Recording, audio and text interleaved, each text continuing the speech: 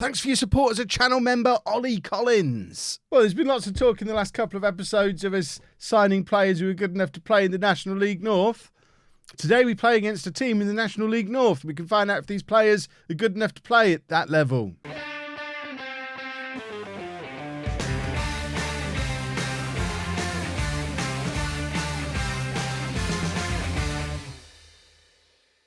Hello and welcome to part 10 of the Bourne Legacy. I'm Kevin. Coming up on today's episode, we face Wellingborough in the league before going to Curzon Ashton in the FA Cup second qualifying round. This is a Curzon Ashton side who are down in 20th place in the National League North.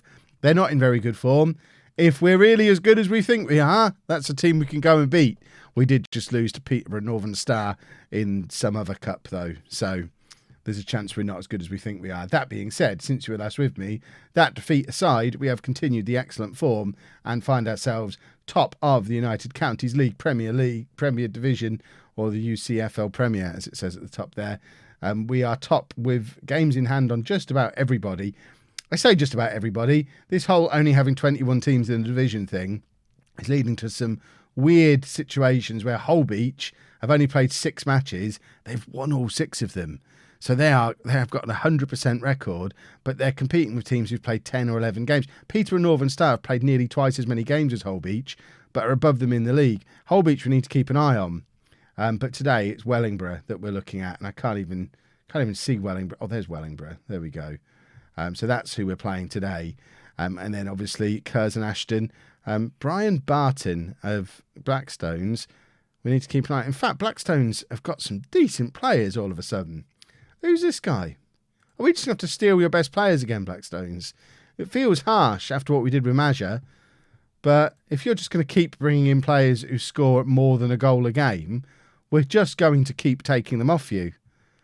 We might need to have a little drive over to Stamford and ruin their day again like we did last season, but we won't worry about that right now. Transfer-wise, I can't remember if I've signed anybody since the last episode. I must have done. I've been busy, but it's also been a little while. So where did we get to? Connor Carter you definitely had. So I think these are the new ones since the last episode. Billy Chadwick is a central midfielder. There you go. That's Billy Chadwick. That's Max Taylor, who's a defender, who's actually a very good defender, has gone straight into the team. His signing led to one of our big signings from the summer, getting a grump on. Who was it? Kevin Healy.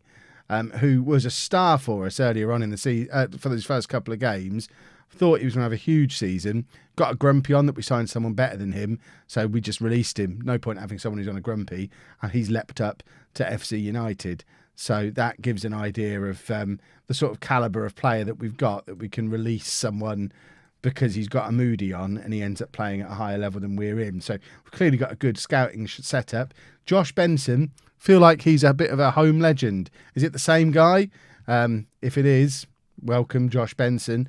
Marcus Day is yet another striker because you can't have too many strikers. As you can see, he's another good goal scorer. James Clark, who I had this guy at Kings Lynn this season on League to Legend. I'm sure I did. James Clark, right back. We've been playing him on the right wing, but far too good to be playing at this level. I don't know how we're getting these players. And then lastly, Marcel Wusiewicz is a goalkeeper who has come to us from Burnley and come straight into the team. So lots of transfers continuing. As you can see, we're still within our wage budgets. We have had to release quite a few players to allow for those more recent ones to arrive, including some players who'd been a big part of the team. Liam Francis, most notably, probably Donovan Simmons as well, as two who had been big players for us last season. But we've just moved beyond these players now. Simmons, as lovely as it was having a player who was that good when we had him, he found himself drifting out of the team. And I mean, we've got Clark playing on the right wing now because why not? So this is the side that's going to face Wellingborough. As you can see, Mata either plays as left back or left wing these days. He's played as winger more often than not, but today he's playing at left back so that we can continue to... We're playing Mata at left back so we can play a right back on the right wing because our right back's really good, and then we're going to play our right winger on the left wing. Makeshift Kev is what they should call me. Benson should be a box-to-box midfielder in there as well, so we'll just fix that. So we're going with Can in goal, a back four of Mata, Deborah, Taylor and Jackson. Wuziewicz is injured, or he's got a virus, which is why Can's back in goal today. Chadwick and Benson in midfield, Forster and Clark supporting Carty and Day up front. Akpabire did get a bit of a grump on when Day arrived, so we need to keep if I was applying the same rules to Akpabire as I did to Healy, we'd have released him as well. My reservations with doing that he's got 7 goals in his first 8 games. So at the moment, he's been benched. If he continues to grump, we might end up releasing him. We've certainly got those Blackstone strikers that I'm very much now keeping an eye on to potentially steal away. But for now, we're giving Akpabire the opportunity to prove that he deserves to stay around the place. I expect nothing but a win to keep our run of form going. That is absolutely correct. We do expect nothing but a win. We are a very, very good team. One of only 2 undefeated teams at this level. Obviously, the other one being Holbeach, who, as I said before, we're keeping an eye on because I'm confused about why they're not playing any games. I guess maybe cup runs, or maybe their pitch has been invaded by dinosaurs or something. I don't know why they wouldn't be playing matches. It's a weird one. I also don't know why we're so high up above this pitch. I've zoomed in as far as it's going to let me. Do Wellingborough play at Old Trafford or something? We seem to be miles above the pitch. That was superb from Jackson. What a good player we've got there at right back with Jackson. Here's Day, who's in one-on-one with the keeper. He's offside. I don't even know how he's offside there because it was such a breakaway goal. I don't think we're even going to see when the ball's played forward. So it's Clark. I mean, he's a little offside. But then he fell behind the player. I think, give him the benefit of the doubt there. He noticed he was offside, let the other guy have 2 yards on him, then started running. Don't make him offside in those circumstances. Oh, I'm now going to be wounded for the rest of this episode. I just had to pause so I could have a little cough. Had a sip of my Diet Coke to stop the coughing, and somehow got my moustache caught in the ring pull. And I feel like I've ripped out half my moustache. Oh, I'm just going to do the rest of the episode covering my mouth in case I've got moustache blood or, even worse, lack of moustache hair. I don't want you people seeing my lips. It's obscene. Right. I'm so distracted by the moustache issues. I can't think straight. And now Wellingborough have scored.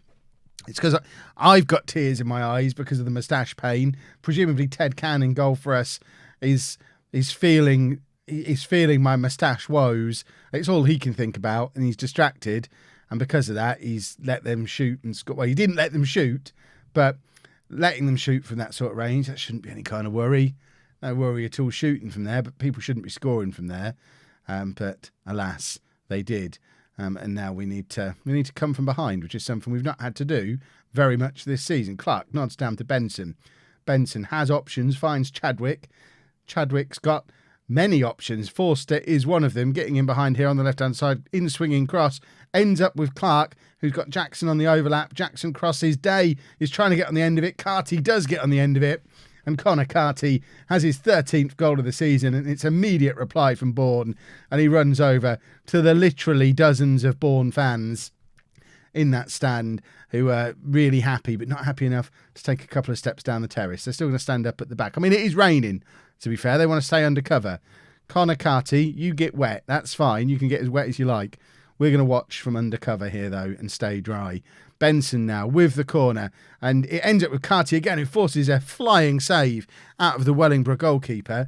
And have we won another corner there, or is it a throw? I think it's actually a throw, and the highlight kind of drifts away from us a little bit. We've got a lot of nervous players around our midfield, which is something we might need to fix going into this second half, because, I mean, as much as I'm happy continuing to be unbeaten, it's time to dig in. We're going to be assertive. I'm happy to continue being unbeaten, and I'm happy that we're still top of the league and all that stuff. Chadwick's picked up an injury here.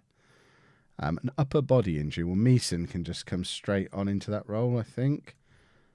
If he can't, Whitehall can. There you go. I knew one of them could. So Whitehall can come on in there.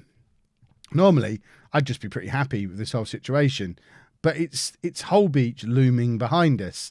Makes me think we need to take a few more risks and go for wins in some of these games where ordinarily we'd go, we're still top of the league, that's fine. We'll just draw that one. We'll keep the unbeaten run going and we'll not worry. But Holbeach look terrifying. Just sat. I mean, at some point, they're going to have to play a lot of games relatively close together. But at the moment, 6 wins from 6, only 5 points behind us with 3 games in hand. A win here would be useful just to try and keep them at bay. I've just noticed Wellingborough. We're the away team. So we've taken 1 fan to Wellingborough. So they weren't the dozens of Bourne fans. They were dozens of Wellingborough fans. There's 1 Bourne fan here today. Let's try and find him. So somewhere in these stands, there's going to be 1. But hopefully he's got a replica kit. Not that anyone's got any yet. They're taking longer to sort it than I anticipated. But I assume he's going to be wearing a replica kit. If not, there's no way to identify him. But let's try and pick out the Bourne fan. Is he going to be stood behind this goal all on his own? I really hope he is. That would be amazing. Is he behind the goal somewhere? The Bourne fan? 1 player's brought his girlfriend with him. That's what's happened here. Right. Akpabire can come on. We need him. I'm tempted to bring Meeson on as well for Benson and just push him forward a little bit, just for a little bit more creativity in the middle there. It does mean that we've got to go through the last 20 minutes with no further substitutions available to us. We've gone more attacking. Akpabire with the free kick from range. Let's get creative as well. Forster's still nervous. I mean, to be fair, he is still playing on the wrong side. He's a right winger playing on the left-hand side today. Maybe we should have switched him up to being inside forward, but I don't like doing inside forwards when we're playing a wing play system. It feels like it defeats the object a little bit. Clark is in here though, crosses, looking for Carty. It ends up with Forster. Meeson, we've got loads of space over here on the left-hand side with Matter, of course, who's been completely not mentioned at all yet today, but he's stood there ready for any opportunity he might be given. But Akpabire, how is he offside there? I mean, he's shot from range. He's taken out of his back to go because he's just stood there now. When he actually got the ball, he takes it back to goal and shoots from range with 4 players between him and the goal. I know if you're following offside to the letter, these offsides today are fair, but I feel a little bit hard done by at this level. Some of the offsides we've been hit with today. Akpabire with the free kick forces the save out of the Wellingborough keeper. And now we have a corner. Akpabire taken again. For a man who's got a grump on, he seems very involved in everything since he's come on today. He's making a point that he should be starting the next game. And I agree, you should be. That was a terrible corner, mind. You've been a very good player this season, but I just don't want grumpies around the place. We've only drawn again, haven't we? So, I mean, to be fair, it's only our 2nd draw of the season. It's nothing to be worried about so far. I am going to give them that wasn't good enough just to fire them up. And now we go into the main event, the Curzon Ashton game in the FA Cup 2nd qualifying round. I think we've already met our season's goal for the FA Cup. In fact, we've already beaten it. They're very pleased, but we did fail to get into the FA Vars 5th round. So another victory here would be lovely. We'd love to get through to the FA Cup 1st round. That would be amazing. It seems pretty unlikely, but it's going to be quite interesting to see us test ourselves against a team from a higher level, just to see how good some of these players are. But bearing in mind, we've had a couple of slip-ups in the last couple of games now. I'm hoping, and we've seen this before in Football Manager, because there's a huge game on the horizon, they're not quite concentrating on what's been put in front of them, and it might be that they're saving their performance for Curzon Ashton. Or it might be that our form's gone. Just the one change for the Curzon Ashton game. Then we're moving Matter a little bit further forward to play on the left wing again. Furtado can come in to play left back. Matter is actually under transfer off at the moment. Belper looking to steal him away from us. To be fair, it probably wouldn't be a disaster. He's only really in the team now because of what he did for us last year. We do have a better left back and a better left winger. If we have a look at both of those positions, left back wise, he's the 3rd best at the club. Left wing, he's the 3rd best at the club. Striker, he's the 5th best at the club. My assistant manager says he's surplus to requirements. He's only still in and around the team because we love him, but he might be about to leave. And to be fair, I think it would be better for him to leave and out of the team that way rather than me inevitably having to drop him at some point, which I don't really want to have to do because it will lead to riots, both from you lot down in the comments and from our one away fan who follows us everywhere and has presumably come to either Curzon or Ashton with us today. I don't know which one of those is the place and which is the... I mean, it might be a place called Curzon Ashton, but that sounds a little bit made up. Right, we're the underdogs here. We really just want to see how we face up against a team in a league that a lot of these players, if we can keep them at the club, could travel up these leagues with us. And Connor Carty said, yeah, I'm ready for the National League North, boss. How about you? But that's quite the start of the game. Less than 2 minutes on the clock. It's Curzon Ashton 0, Bourne 1. Day does really well to get the crossover, and Carty, I don't really want him doing too much of this today because it's going to alert these two. I mean, imagine if you're Curzon Ashton today, you're struggling a little bit. You're in a relegation battle in the National League North. You face these Tier 9 upstarts in the FA Cup, and we immediately take the game to you. And imagine if we go and win. I mean, Day's in here. Is he going to grab a second for us? He's trying to. Matter's there. And Matter does grab our second 6 minutes in. We're 2-0 up. Only a third goal of the season for Matter, but put him in front of the goal and he's a finisher, which is why I guess it's better to play him as the winger rather than the left back where he's been in the last couple of games. But imagine you are Curzon Ashton manager and you come up against this Bourne team. Not a single one of these players is under contract with us. They could all go and sign for Curzon Ashton tomorrow. And I think if I'm Curzon Ashton manager here, I'm not even waiting until full time. Half time, I'm getting some contracts out and offering contracts to anybody who puts in a decent performance in this match, because they're all going to be a huge improvement. I won't say huge improvement, but they're going to, they're players who are playing with confidence, who don't mind the fact that they're playing 3 levels above their normal level today. And we're taking the game to Curzon Ashton. So they should be trying to take our players off of us. They won't, because it's not how Football Manager works. But certainly if this was a player-controlled Curzon Ashton team, Carty, for sure, would be a Curzon Ashton player by bedtime today. He wouldn't be travelling back to Bourne with us. They'd kidnap him, keep him there, stick him in digs locally, and send somebody to fetch his stuff from his flat in Bourne in a week or two's time once he's settled in. Clark now plays the ball forward for Carty to chase on to. Carty's in again, and it's a good save from their keeper, but we do win ourselves another corner and continuing to apply the pressure. 2-1 up with 23 minutes gone. Even if we end up going out of the FA Cup today, we've given it a lot of oomph in this match. That's terrible from Whitehall, who, I mean, he's the other change that I forgot to mention, because it was injury forced that change, but he's in the team, and that was poor. But Can keeps hold of that there, who of course is another player who's in the team as a result of an injury. Even though, I mean, to be fair, Can probably still thinks he's our first choice keeper because new guy came in, played 2 games, then got injured, so he's probably not realised yet that he's my backup keeper and has been for about a month at this point. Benson with the shot from range. And Langley, again, in the Curzon Ashton goal, has been a busy boy today, making lots of saves. And, I mean, he's had a decent game. That is poor, though. And Sinclair is in for Curzon Ashton, and Deborah clears high up into the stands. Do they have stands? No, it's terracing. Of course it's not stands. And another header over from them from the resulting corner. It's certainly been end-to-end stuff. We don't look like a team who are playing several levels above where we're supposed to be. We look like we're quite comfortable and accustomed to playing at this level. Whitehall's missed out on it again. There's a couple of players who don't quite look good enough. Whitehall definitely seems to be one of them. Can's made an excellent second save, good first save, excellent follow-up save to keep us ahead in this game as we approach the half-hour point. But now Curzon Ashton come at us again. Their front 3 is causing our back 4 problems. I think they're playing FM17 and exploiting us with a 3-striker attack, and they've now drawn level in the game. And I guess I could try and counter that and go to a back 5, but it's not really how we've done things so far. We came here today to see how we measure up against a team at this level. We didn't come here to park the bus and try and cause an upset. We wanted to see if we were ready to play at this level yet. I mean, it's obviously going to be a few years before we get here, but it was more to get an idea of the sort of calibre of players that we've got. Can we play our way and be competitive against a team at this level?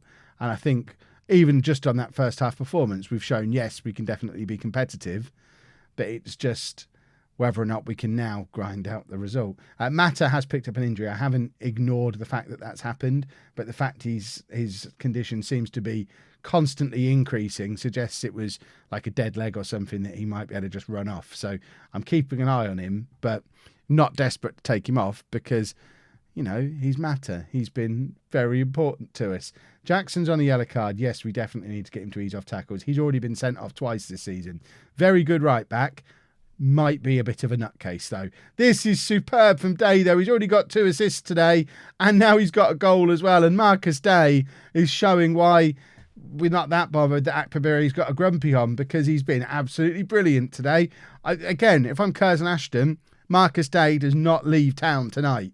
We just lock him up somewhere because he's just beaten their entire defence in one go, then used his pace to leave them for dead, and then applied a cool finish in a one-on-one. And everyone knows you're not supposed to score one-on-ones in FM20, and no one's told Marcus Day. So he did, and he's got a goal and 2 assists now, and we're ahead again against a team in the National League North, which is nutso. Right, Whitehall trying to redeem himself in midfield. He just looks afraid every time he's got the ball. Mata now, he's got the overlap there with Furtado, but decides to ignore him. Whitehall does play the ball over the top, though, finds Carty, who is in, and just sort of side foots it straight into their keeper. I would have expected a little bit more from him there. If he's not going to whack it into the back of the net, at least square it for Day, who's ready to apply the finish. Clark is there, back to Jackson. Jackson with the cross to absolutely nobody, but Day's in. Has he hit the crossbar there? I'm not entirely sure what has happened. We're not going to get a replay either. I think he's hit the crossbar. We have hit the woodwork once today, and I don't remember doing it any other time. But here's Whitehall with the ball in the area again, plays it all the way back to Jackson, who in turn hits it back forward again to Benson, whose cross isn't particularly effective. We've had 4 clear-cut chances, but then so have they. We've also had 3 half chances, 21 shots in the first hour of this game. It is end-to-end stuff. And Taylor now heads it to Day, and Day's getting involved in an awful lot. But the longer the game goes on, the less effective he seems to be, which is worrisome. Right, we are going to take off Mata now, I think. He's gone from gradually getting healthier as the game's gone on to a slow deterioration again. So Forster can come on for him. Forster played there in the last game. I have no worries about doing that. Furtado isn't having a great game. Deborah, though, is tired. So Chima can come on for him. And we'll leave it as that for now. Should we be trying to switch to a more defensive system? I mean, logic dictates we probably should. We've just given away a penalty, though. So I guess logic goes out the window now because it's going to be 3-3 and we've just got to go for it, I guess. Because we've had 41 fans travel for this game and they have equalised. Do we go for the jugular? Do we go a little bit more attacking? Or, I mean, I guess financially it would be good to bring them back to our place for a replay. But are we really going to compete with a team of this level twice? Or is our best bet to knock them out going to be to do it right now? I don't know the answer to any of those questions. Answers on a postcard. Right, we don't have a right winger to bring on. We can bring Wilding on to play in midfield. But Wilding is a much more attacking midfielder. We'll do that. We'll do that. What does Chima want to be? Why has he wants to be a cover. We don't want 2 defenders on cover. That's crazy town. Right, we are going to try and win it. We're going positive for the last 10 minutes. And we're going to add that positivity with 10 minutes of passion. Some passionate positivity or some positive passionateness for the last 10 minutes of the game as we go and try and grab a win. And Day is clear again here. He's got Carty alongside him and should have played it into the path of Connor Carty, who had such an easy finish. And Day's been a little bit wasteful there. After getting 2 assists early on, he's got a taste of glory with that goal that he got. But the ball over the top for Carty. Carty is in. Can he score? He does! 88 minutes on the clock. Carty gets his 15th of the season, but more importantly, his 2nd of the day. And it's Curzon Ashton 3, Bourne Town 4 with 2 minutes left. Forget your replays. Drop down to cautious now. We should probably drop those wingers back as well. Probably should have paused the game before doing this. But there you go. Wingers drop back. We go to a counter-attacking system, a 4-4-2. But we've just knocked a team from the National League North out of the FA Cup. And that is huge. What a result for... But that's got to be the biggest victory in the history of Bourne Town Football Club. And now we've got to see who we've got in the third qualifying round, surely. I mean, that is massive. 9 grand we got for that win. This cup run is going to be huge for our finances. And now we've got a third qualifying round game to play. We've got to go and see who we're playing in that now. Here we go, the FA Cup third qualifying round. We're not going to do the whole draw because there's 102 teams in it. We're just going to draw all teams and see who we've got. We are at home to Stratford, who are in the National League North as well. So they're actually one place above Curzon Ashton, and we've got them at home. Surely we can't go on an actual cup run here, can we? Has the game actually been put in our schedule yet? When is it happening? Continue. I'm assuming we're going to have to do this in the next episode, unless it's super soon. I think we've got to keep the FA Cup run going in the episodes, haven't we? So we'll be back in a couple of days' time, still on the Christmas schedule, with Stratford in the FA Cup, and we'll do our Alsea as well in that game, who I think are now top of the league. No, they're not. No, they're not. Who's top of the league now? Because we're not. Knaresborough. Holbeach. Still not playing games. Why are you not playing football matches, Holbeach? What is going on here? Because they're on a cup run as well. That's why, because of all these cup games. Okay, I'll allow it. Right, we will be back to continue the FA Cup run. We're going to win the FA Cup this year, boys and girls. I can sense it, probably. If you've enjoyed that, please make sure you leave a nice big thumbs up on there for me. Subscribe to the channel for daily Football Manager videos. And thank you very much for watching.